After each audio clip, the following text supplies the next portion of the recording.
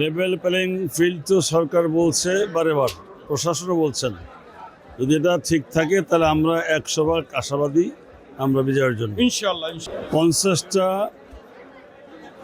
Centre আমরা ঝুঁকিপূর্ণ মনে করছি, যেখানে ইতিমধ্যে হুমকি ধমকি আছে। আমাদের প্রচার প্রচারণা ভালোই চলছে, অবস্থা আমাদের ভালো।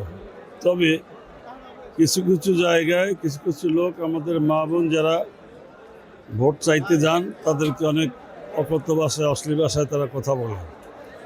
আমাদের যারা পুরুষ ভাইরা আছেন তাদেরও কিছু কিছু জায়গায় তারা অ্যাসাল্টেড হচ্ছেন, শারীরিক না, জিহ্বা দ্বারা, কথা দ্বারা তাদেরকে সম্মানের হানি করছে।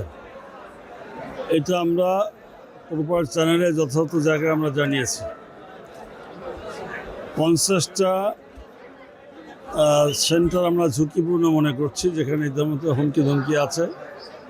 আমরা চিহ্নিত করেছি, আমাদের নোটে আছে। আমরা আরেকটু অপেক্ষা করে যথাযথ জায়গায় আমরা দিব।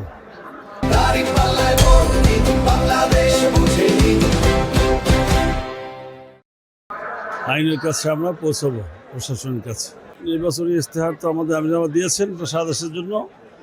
আমার গণিত যেটা ইচ্ছা আছে সেটা হলো আমার মাদকমুক্ত সমাজ, শিক্ষা প্রতিষ্ঠান মাদকমুক্ত করা, শিশুদের উন্নয়নের জন্য শিশু হাসপাতাল করা, 3 নম্বরে শিশুদের মেধা বিকাশের জন্য শিশু পার্ক করা, 4 নম্বর হলো বেকারত্ব দূর করার জন্য আমরা মহিলাদেরকে কুটির শিল্প করার ইচ্ছা আমার আছে।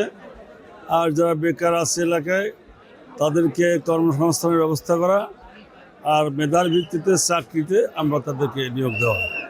সর্বোপরি একটা ইন্ডাস্ট্রি করতে পারলে এলাকায় অনেক বেকারত্ব দূর করা সম্ভব হবে। যদি ফেয়ার ইলেকশন হয়, লেভেল প্লেইং ফিল্ড তো সরকার বলছে বারেবার, প্রশাসনও বলছেন।